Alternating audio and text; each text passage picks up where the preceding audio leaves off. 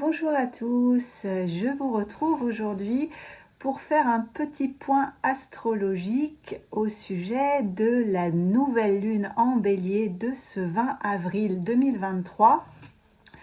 Nouvelle lune assortie d'une éclipse solaire, donc beaucoup d'énergie encore, beaucoup d'intensité dans l'air. C'est la deuxième nouvelle lune en bélier. Nous en avons eu une au tout début du signe du bélier au moment de l'équinoxe de printemps. Ça donnait vraiment le coup d'envoi de la nouvelle année astrologique avec vraiment une forte impulsion de nouveau départ. Et puis là encore, deuxième nouvelle lune en bélier, c'est un deuxième coup d'envoi. Peut-être que si vous avez loupé le coche pour prendre un nouveau départ le mois précédent, eh bien là, il y a de nouvelles occasions, de nouvelles opportunités à saisir pour prendre un nouveau départ, mettre de nouvelles choses en place, avoir un esprit d'initiative vraiment dans nos vies, ce qui correspond bien sûr à l'énergie du bélier. Alors, les personnes les plus touchées par cette nouvelle lune et par cette éclipse seront les personnes bien évidemment natives du bélier, particulièrement si vous avez votre soleil ou une planète personnelle ou votre ascendant à la toute fin du signe du bélier. Idem pour les balances, fin capricorne et fin Cancer, puisque ce sont les signes de la croix cardinale. Donc si vous avez un point de votre thème, soleil ou planète à la toute fin de ces signes, vous êtes plus susceptible d'être impacté par les effets de cette éclipse qui vont durer potentiellement jusqu'à 6 mois. Quand on a des éclipses, le temps des énergies est allongé par rapport à la durée normale d'une simple nouvelle lune qui dure bien sûr que 28 jours. Donc là, les effets peuvent durer jusqu'à 6 mois. Donc, à partir de ce jeudi 20 avril, nous allons entrer dans une période de 6 mois durant laquelle il est probable que une situation, quelque chose ou quelqu'un soit éclipsé de nos vies.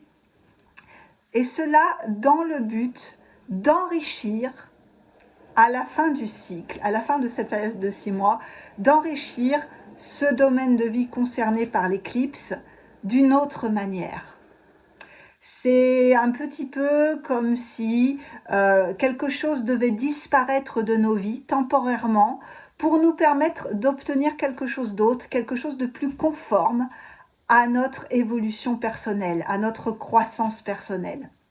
Donc, c'est un temps d'évolution important, cette période printanière. Cette nouvelle lune est d'autant plus carrée à Pluton, donc ça va renforcer son intensité et son potentiel transformateur. C'est vraiment une période qui pourrait mettre en lumière la fin d'une situation, la fin qu'on n'a pas encore peut-être voulu vraiment regarder en face ou accepter en tant que fin. Et pourtant, c'est vraiment un moment qui va nous demander, qui va nous pousser à regarder les choses en face et à accepter la fin potentielle d'une situation. Alors, on pourrait se sentir bien sûr toujours très attaché à cette chose qui nous a été familière, qui nous a permis de grandir, d'évoluer, peut-être depuis un certain temps. Et par conséquent, le lâcher-prise peut être un petit peu plus difficile. Mais si on regarde attentivement ce que nous disent les planètes, on voit qu'il y a vraiment un procédé de deuil qui s'accompagne bien sûr du carré à Pluton, mais aussi de ce nouveau départ que demande la nouvelle lune. Donc il y a comme une période de deuil symbolique pour une renaissance, pour prendre un nouveau départ. Et avec le très bon aspect de Saturne à cette nouvelle lune, c'est vraiment le moment de prendre la responsabilité des décisions, des initiatives que l'on veut mettre en place et de dire au revoir, de fermer la porte à ce qui s'en va ou à ce qui s'éclipse de nos vies pour accueillir pleinement la porte que l'on veut ouvrir ou la porte qui est en train de s'ouvrir.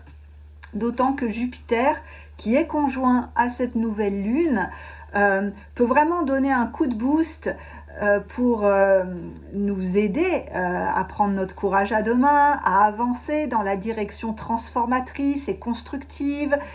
Il peut aussi nous aider à être un peu plus audacieux, à prendre un petit peu plus de risques, à sortir de nos zones de confort pour aller vers un chemin d'évolution transformateur. C'est vraiment une nouvelle lune qui peut nous permettre de passer à l'étape supérieure. Il y a aussi la rétrogradation de Mercure qui entre dans le jeu, puisque Mercure va rétrograder dès le lendemain de cette nouvelle lune. Il va rétrograder en Taureau jusqu'au 14 mai. Et alors ça, c'est un aspect qui va un petit peu calmer le jeu dans toute l'intensité de ces énergies de feu et qui nous recommande de penser, peut-être réfléchir à deux fois sur tous les détails pratiques que ce nouveau départ, ces nouvelles initiatives demandent d'examiner peut-être un petit peu plus en profondeur. Mercure en Taureau pense de manière logique, il pense durabilité, il pense de manière pragmatique. Donc ça peut être vraiment un bon moment pour reconsidérer ou examiner attentivement peut-être ce qu'il va falloir changer dans nos modes de vie, dans aussi l'aspect financier.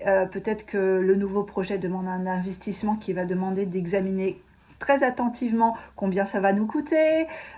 Ça peut aussi parler de notre rapport à la nourriture qu'il faut repenser pour peut-être gagner en énergie tout au long de ce nouveau cycle.